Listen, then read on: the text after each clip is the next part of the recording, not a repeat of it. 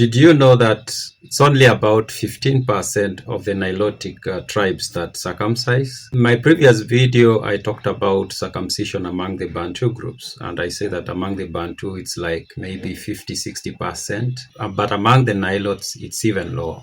It's random thoughts again, and in this video, we are going to look at how the Kalenjin and the Maasai are an anomaly when it comes to the circumcision. They are basically outliers. Among the Nilots, it's so interesting. It's more interesting than even among the Bantus when you start looking at the question of circumcision.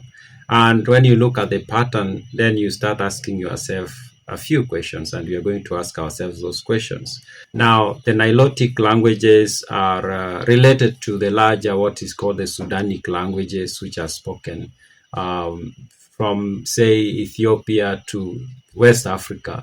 The Sahel region, as it is known.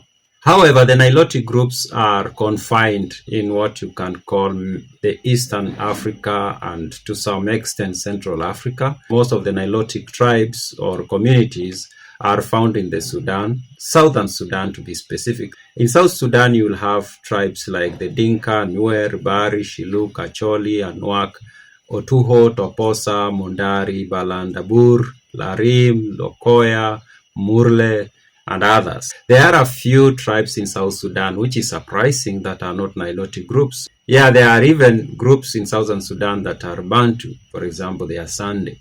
Now, when you go to Ethiopia, you will have tribes or communities like the Anuak, Kunama, Nyangatom, and Nuer. Of course, Nuer are also found in South Sudan, and Anuak are also found in South Sudan. It's the case in most countries in Africa that the same community will be found in two different nations. So it's the same here.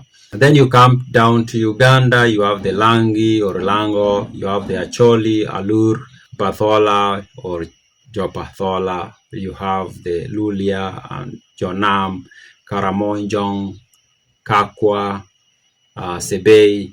Although Sebei, we can put them into the larger group of the Kalenjin. In Kenya, of course, you have the Luo, the Kalenjin, Turkana, Maasai, Iteso. In Tanzania, we have the Maasai, Daatoga, and of course the Luos.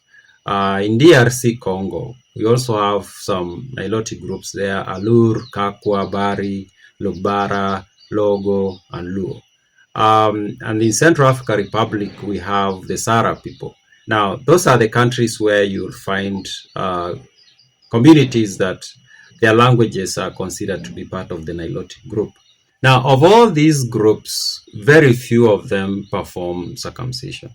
And the most notable of those are the Maasai and the Kalenjin in Kenya, and of course the Kalenjin in Uganda, and the Kalenjin, you can say, in Tanzania. Yeah, if you didn't know, there are groups in Tanzania that have been considered to be part of the larger Kalenjin group. And the most notable of those is the Daatoga group. So those two, we can say those two are the most notable, the Maasai and the Kalenjin.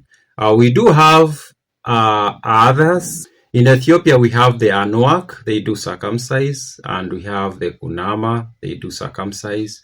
We do have the Nyangatom, they do circumcise. So if you look carefully at the map, you realize that the Nilots that circumcise are in Ethiopia and in Kenya, and partly Uganda and Tanzania. And when you do your calculation, which I took some time to do, the number that I arrived at is about 15%, very low. Now, that begs the question, what happened to the Kalenjin and the Maasai that they adopted circumcision, and also the Anuak of Ethiopia and the Kunama and the Nyangatom? What happens to these groups that they adopted circumcision that is different from what happened to the rest? And we will never know for sure, but of course this is a theory that is widely accepted, that these groups came into contact with mostly Cushitic groups that introduced them to circumcision, most likely the Oromo, maybe Somali people, or some related or similar groups. Now that interaction, we still have questions about that interaction. How was that interaction? Was it an interaction, here are our neighbors who circumcise, we think that is so cool, let's copy it? Or was it these people were conquered and they had to take that practice? Or did two groups just meet and they became friendly and they merged and they became one group? I think any of those could be the case. So I don't know. I can't tell you I know how those interactions happens.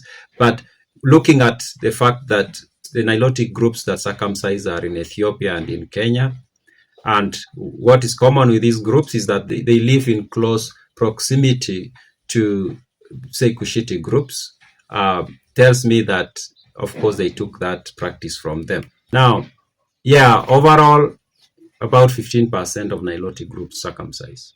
Let me know if there is a Nilotic group that I left out that you know that practices circumcision. And also, I'll be interested to hear your take on what do you think influenced the Maasai and the Kalenjin to be so different from the other Nilotic groups, and the same case to the Anuak of Ethiopia and the Kunama of Ethiopia and the Nyangatom.